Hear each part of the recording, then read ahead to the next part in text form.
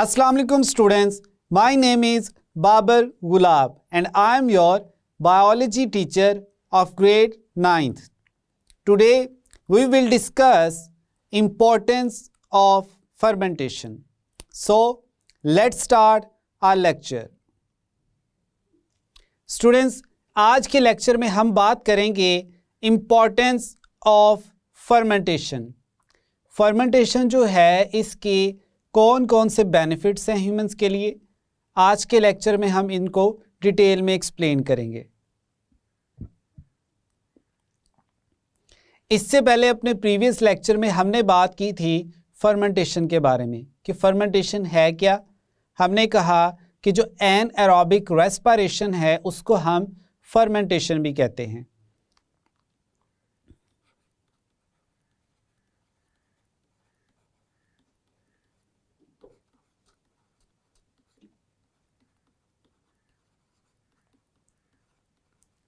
Anaerobic means in the absence of oxygen, यानी वो respiration जो ऑक्सीजन के बगैर ही होती है।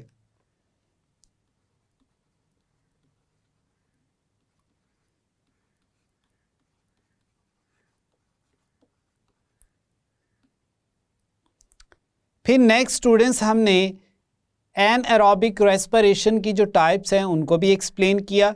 इसमें हमारे पास थी अल्कोहलिक,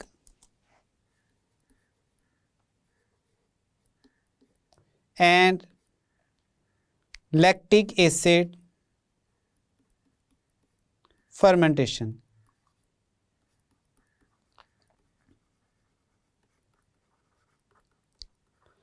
आज हम देखेंगे कि ये जो हमारे पास अल्कोहलिक और लैक्टिक एसिड फर्मेंटेशन है या ओवरऑल हम कहते हैं एनएरोबिक रेस्पिरेशन है, इसके ह्यूमंस को कौन कौन से बेनिफिट्स हैं।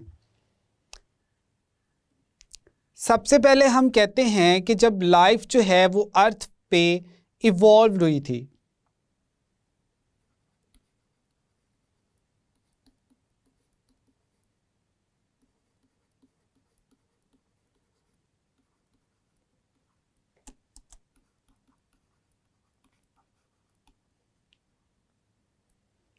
उस वक्त जो ऑक्सीजन है वो फ्री फॉर्म में प्रेजेंट नहीं थी।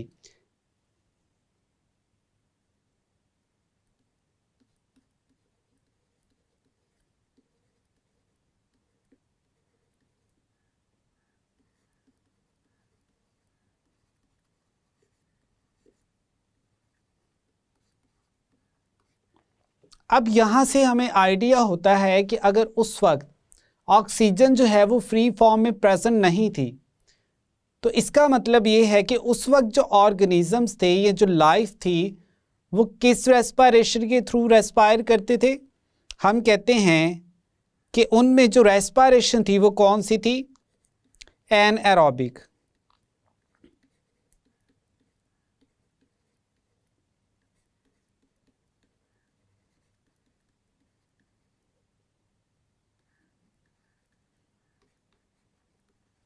उस वक्त जो ऑर्गेनिजम्स थे वो ऑक्सीजन के बगैर ही फूड की ब्रेकडाउन करके उसमें से एनर्जी एक्सट्रैक्ट करते थे।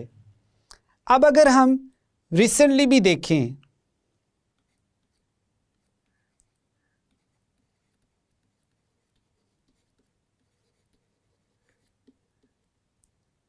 तो आज भी हमें कुछ एनएरोबिक रेस्पिरेशन की एग्जांपल्स मिलती हैं, लेकिन रिसेंट डे में हम जो ऑर्गेनिजम्स हैं उनको 2 कैटेगरीज में डिवाइड करते हैं। एक हम कहते हैं एरोब्स और दूसरा है हमारे पास एनएरोब्स। अब एरोब्स कौन से ऑर्गेनिजम्स हैं? हम कहते हैं कि ये वो ऑर्गेनिजम्स हैं जो ऑक्सीजन की प्रेजेंस में फूड कंपोनेंट्स की ब्रेकडाउन करते हैं और उसमें से एनर्जी एक्सट्रैक्ट करते हैं।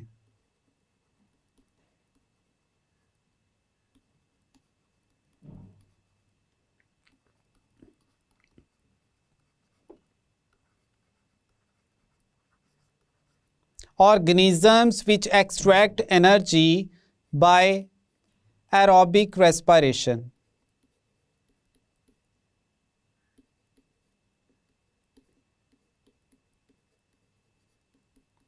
अब इसकी अगर बेस्ट एग्जाम्पल देखी जाए तो हमारे पास एग्जाम्पल है ह्यूमंस की। ह्यूमंस जो हैं इन्हें ऑक्सीजन चाहिए होती है, ये अपने रेस्पिरेटरी सिस्टम के थ्रू ऑक्सीजन ऑब्टेन करते हैं, फिर इस ऑक्सीजन को यूटिलाइज करते हैं फूड कंपोनेंट्स की ब्रेकडाउन के लिए, specially carbon hydrogen bonds present in the food molecules. और फिर इस ब्रेकडाउन के बाद एनर्जी एक्सट्रैक्ट की जाती है in the form of ATP, और इस ATP को फिर जब भी सेल में यूटिलाइज करना होता है इसके फॉस्फेट बॉन्ड्स को ब्रेक किया जाता है और एनर्जी रिलीज होती है और उसको यूटिलाइज कर लिया जाता है। दूसरी हमारे पास एग्जाम्पल है एनएरोब्स। एनएरोब्स हम कहते हैं ऑर्गेनिजम्स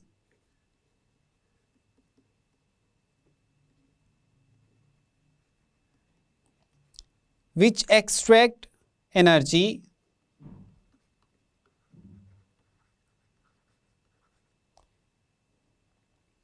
by anaerobic respiration.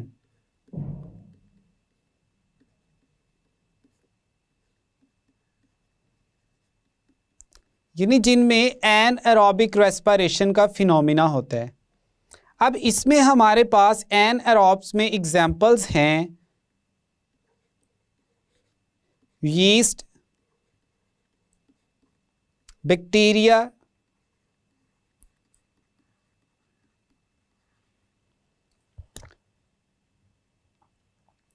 और साथ ही साथ हम कहते हैं कि जो एनएरोबिक रेस्पिरेशन है वह ह्यूमंस में भी होती है। अब ह्यूमंस में ये जो एनएरोबिक रेस्पिरेशन है ये होती कैसे है? ह्यूमंस की अगर एग्जाम्पल को हम देखें तो हम कहते हैं ड्यूरिंग एक्सरसाइज।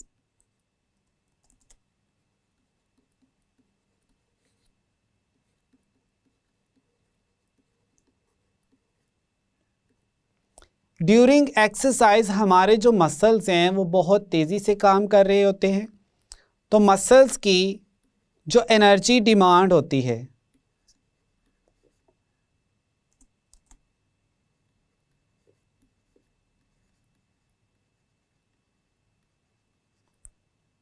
वो इंक्रीज कर जाती है।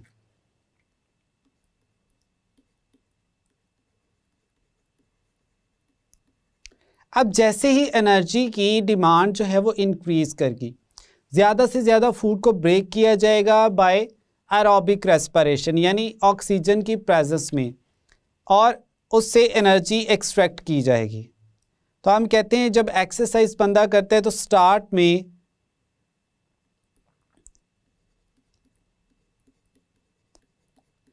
एरोबिक रेस्पिरेशन होती है,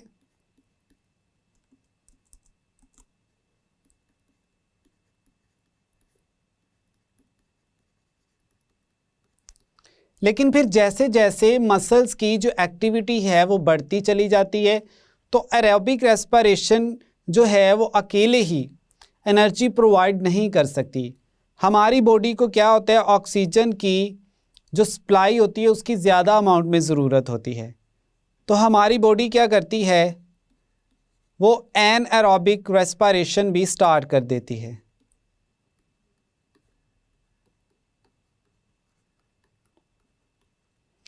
अब स्टूडेंट्स हमें पता है कि जब एनएरोबिक रेस्पिरेशन होती है तो उसके रिजल्ट में क्या चीज़ प्रोड्यूस होती है, लैक्टिक एसिड।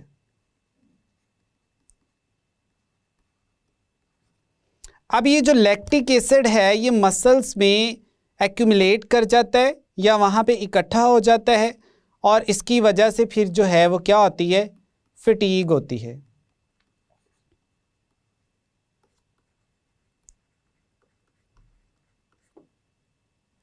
तो इस तरह से जो एनएरोबिक रेस्पिरेशन है वो आजकल के ऑर्गेनिजम्स में भी होती है। तो इससे अंदाज़ा लगाया जा सकता है कि ये जो एनएरोबिक रेस्पिरेशन है ये फ़र्स्ट टाइम जब लाइफ इवॉल्व हुई थी अर्थ पे, तो उस वक्त फर्स्ट जो ऑर्गेनिज़म था वो भी एनारोबिक रेस्पिरेशन के थ्रू ही एनर्जी ऑब्टेन करता था। अब हम देखते हैं कि ये जो हमारे पास फर्मेंटेशन है इसके फर्दर कौन कौन से बेनिफिट्स हैं। एक तो एग्जांपल हमने एक्सप्लेन की ह्यूमन बींग्स में कि ड्यूरिंग एक्सरसाइज और हैवी फिजिकल वर्क जो एनारोबिक रेस्पिरेशन है वो कैसे ह्यूमंस को एनर्जी प्रोवाइड करने में हेल्पफुल साबित होती है। अब हम देखते हैं इसकी फर्दर इम्पोर्टेंस। तो हम कहते हैं फर्मेंटेशन की हेल्प से हम डिफरेंट डेली यूज़ के जो प्रोडक्ट्स हैं वो बनाते हैं। लाइक ब्रेड बनाई जाती है। ब्रेड में अगर देखा जाए तो जो सीरियल प्रोडक्ट्स होते हैं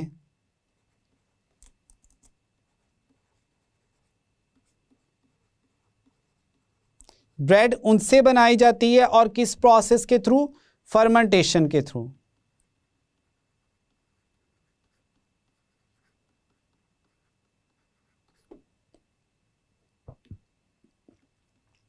नेक्स्ट हम कहते हैं डेयरी प्रोडक्ट्स।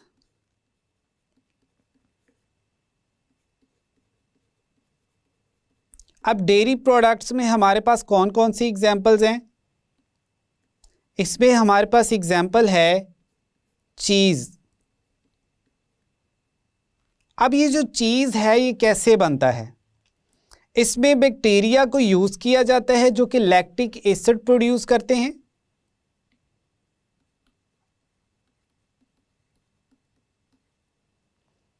बैक्टीरिया क्या प्रोड्यूस करते हैं?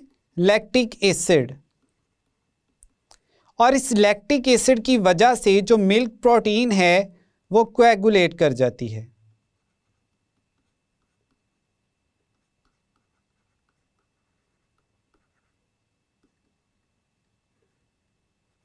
इन द फॉर्म ऑफ चीज़। अब इसके अलावा और भी बहुत सारे एडवांटेजेस हैं फर्मेंटेशन के, जिसमें हमारे पास एग्जाम्पल है एथेनॉल की।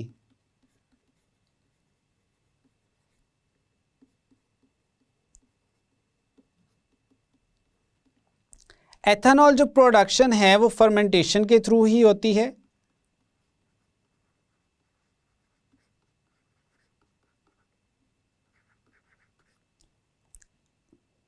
अब इसमें क्या होता है कि सबसे पहले जो फूड आइटम्स हैं या फूड मटेरियल है उसको क्या किया जाता है? माल्टेड किया जाता है।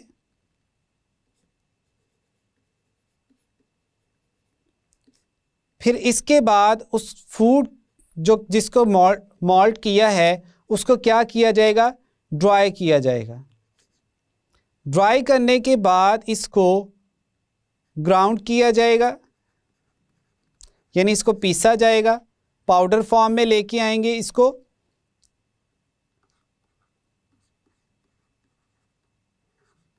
और जैसे ही ये पाउडर फॉर्म में आ जाता है तो अब हमारे पास एक फर्मेंटर होता है।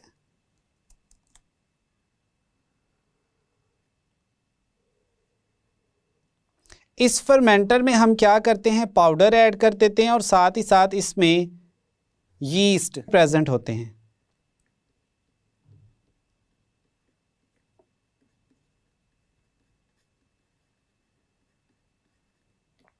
अब ये यीस्ट क्या करेंगे? इस पाउडर को जिसमें शुगर्स हैं उनको अल्कोहलिक फर्मेंटेशन के थ्रू कन्वर्ट करेंगे किसमें?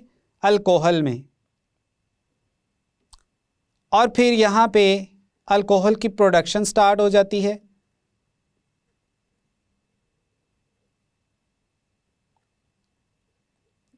फिर इस अल्कोहल को यहाँ पर एक आउटफ्लो जो होता है वहाँ से एक्सट्रैक्ट कर लिया जाता है। इसको ओपन किया जाएगा और जो अल्कोहल है वो क्या होगी? फिर आपके पास आ जाएगी।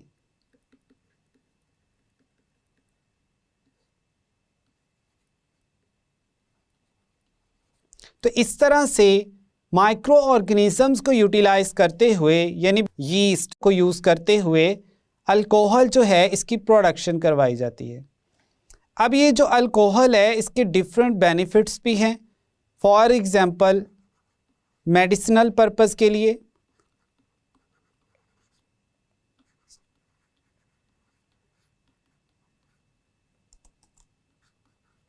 इसके अलावा अल्कोहल जो है वो जर्म्स को किल करती है।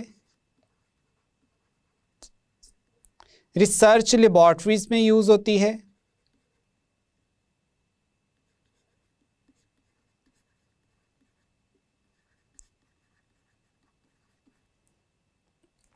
तो ये सारे का सारा जो प्रोडक्ट बन रहा है ये किसकी वजह से है? हम कहते हैं फर्मेंटेशन की वजह से।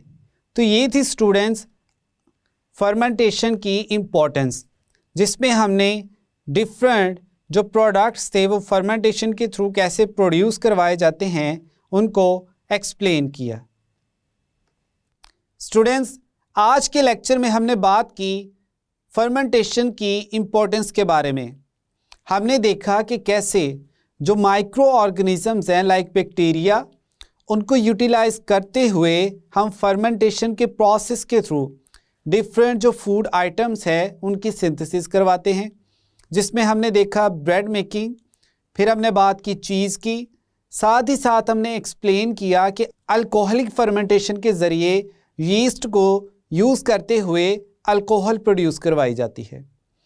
तो ये हमारा आज का था लेक्चर, जिसमें हमने फर्मेंटेशन की इम्पोर्टेंस को एक्सप्लेन किया। I hope now you have a clear idea about the importance of fermentation. मिलते हैं नेक्स्ट लेक्चर में। अल्लाह हाफिज़।